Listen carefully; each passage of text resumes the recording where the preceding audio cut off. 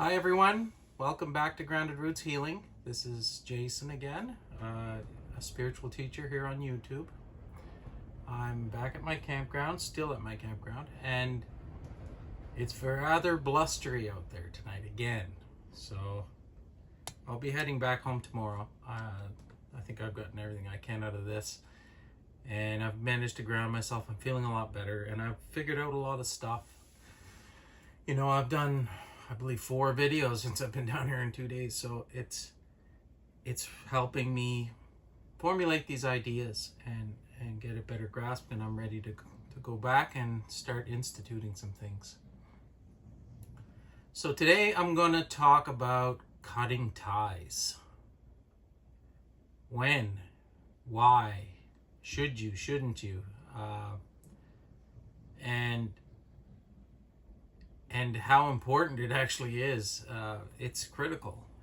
So in the past I've talked about forgiving people that I had in my life that have done seemingly unforgivable things to people, to myself, and to people that I love.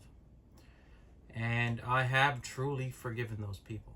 I could only do this after I came to the realization that this is a generationally propagated thing, that it just keeps going on, and that you can't help it. Once you're caught in the system, you can't help but propagate this thing. Now, I'm not propagating that, nor is anyone else that I know. So we've managed to break this cycle, finally. And it came with great expense now, but we've managed to do it, and I've managed to heal it personally. So I've forgiven these people. I've actually opened communication with them. I went to go visit. I actually completely forgave these people. So everything's great, right? Not exactly. So I had these relationships. I opened ties. I opened communication again. And then as you do this, you start to see how completely and hopelessly lost in the matrix and the pain that they are. That they can't face these demons. They're stuck. They're unable to even broach the subject. Now, the way that I've healed this trauma is to, well, there's a lot of ways, and I have to cover some of this, and I have covered a lot of it. Shadow work is important. Soul retrieval is another good method, plus the breath work into your heart center, etc., etc. I've done it a lot of ways. The men's retreat. I've faced it, but that's the point. I faced it. I chose to look at that stuff and deal with it. Now, like I said, these people are either incapable or unwilling to do this. So they're not going to raise their vibration. They're not going to heal themselves. They can't. They still are completely tortured by their minds and the history and the past. And I believe the guilt is the biggest thing of all. So, how do I explain this? In order to heal this, you have to accept some responsibility. You have to accept that you have done something wrong. Yes, the stuff that happened to you was not right. It was not good. But you did make choices. So when you made these choices, you're carrying the guilt for making those choices. Now, maybe those choices would have never gone any other way. And that's what it is. But if you don't accept the responsibility, you cannot heal this. So I've had to go and do this. I've had to do this with everything in my life. Where I've made choices that I regret, I've had to go and face them. I've had to do this over and over and over. Now, these are not easy ones to face. They're not. But if you don't do it, you don't heal. You need to ask for forgiveness. You need to accept the responsibility for what you've done, even if that includes jail time. You have to go at it from wanting to be forgiven for this, or you will never, ever, ever let go of this. You will die with this. You'll be a free person, but you will be miserable to the end of your days. And that's just the way it works. So personal responsibility is about as important as anything else in this entire journey. So I've accepted that. I've taken on the task of healing the stuff that wasn't my fault and the stuff that was my fault. Fault is a really tough way to look at this, because, like I said, this is a generational thing. So really, there is no one at fault. But there are choice points in your life. So you have to take responsibility for those. So I had this, it's essentially exactly the same thing that happened with my mother. So my mother had something like this happen. She buried it deep and could not or would not face it. And she did things to everybody out of trauma-based responses would be the best way to describe it. So she put a lot of guilt onto me and stuff, but it was not my guilt. It was her guilt. A lot of shame.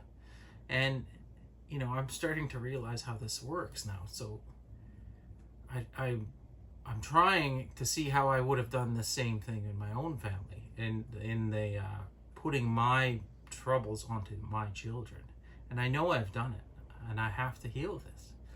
So, but that's it. Take responsibility. Just face it. And some people just will not make that decision. They can't. Maybe the trauma's way worse than mine. I don't know.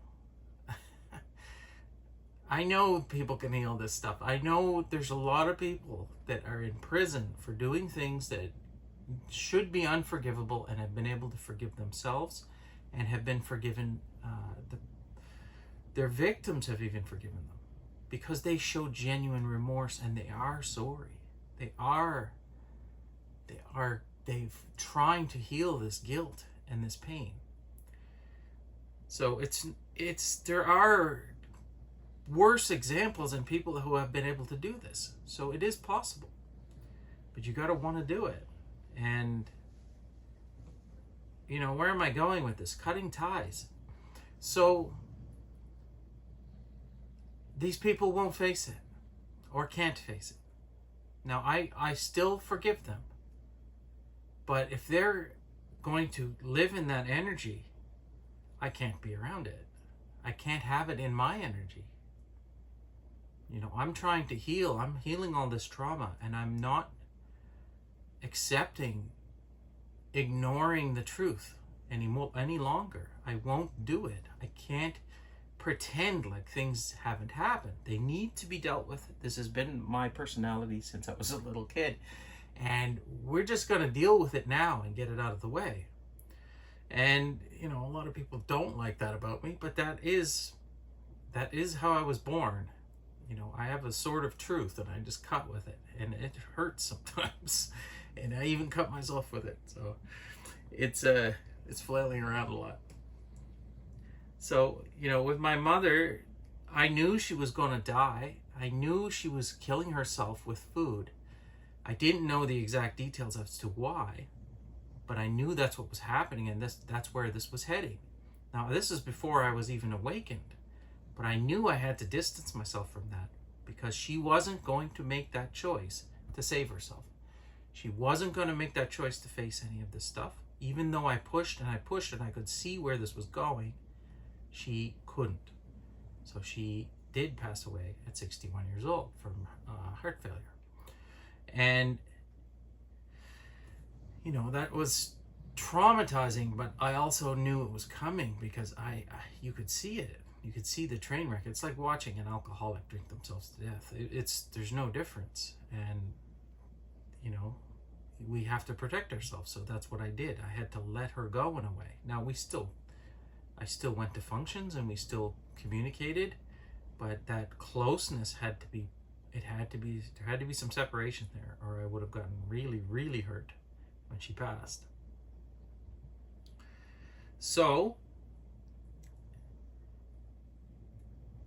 as I heal and I raise my frequency, I can, like I said, I can no longer allow these groups of people into my life. I can do what I did with my mother and treat them at arm's length, but I can't have them around me for any amount of time, and I can't solve their problems, and I can't coach them on things they can do other than face your demons. If you can't face your demons, I can't help you. And not only that, it hurts me. It drains my life force. It pulls me down to a place that I don't ever want to go again. So in my case, I've had to basically cut people off. I had to cut ties. Now, I had cut ties in the past from initially finding out all of the stuff that had happened, and that was out of anger and hatred. And this time I'm cutting it out of self-protection. And you know, it's not quite as a dramatic cut where I won't ever speak to anyone again, but I definitely realize that I have to keep an arm's length with people. And you know, this is a problem. You know, as I was hoping as this awakening journey would go on, that I'd become less lonely and less isolated, and it's quite the opposite. It's actually been horrible. I have less people in my life now than I did before, and with all of those problems that I was having, because I refuse to let anyone sap my energy. So I can't have people that are that much lower in vibrational frequency around me for very long, or else I won't hold my frequency high. And the only way through this game is to raise your frequency as high as you can. So I have to limit the people and the types of people that I go around. Now, it's been better because I've made friends and closer friends with people that I didn't expect to. And if you're out there, you know who you are. And, you know, I'm surprised even. And it's wonderful. And I know that people that I wouldn't have expected, maybe had strained relationships before, are actually getting stronger and stronger. So it's not all bad. And I know it's going to get better. But for right now, man, this is a small group of people doing this. For God's sakes, if anybody's on the internet and sees this and, you know, is in the similar position that I'm in, please contact me. I can help you through this. I mean, if our vibrations align, that is, of course. You know, we're not all meant to be best friends, and we have soul tribes, but you know, I know it's gonna get better. So pity party over, and we're going to move on. But yes, I have had to cut ties again. And not just with a few people, with quite a few people. So you have to put boundaries up and protect yourself at all times. So with that being said, I hope this video finds you well. I love you all, and we'll see you tomorrow.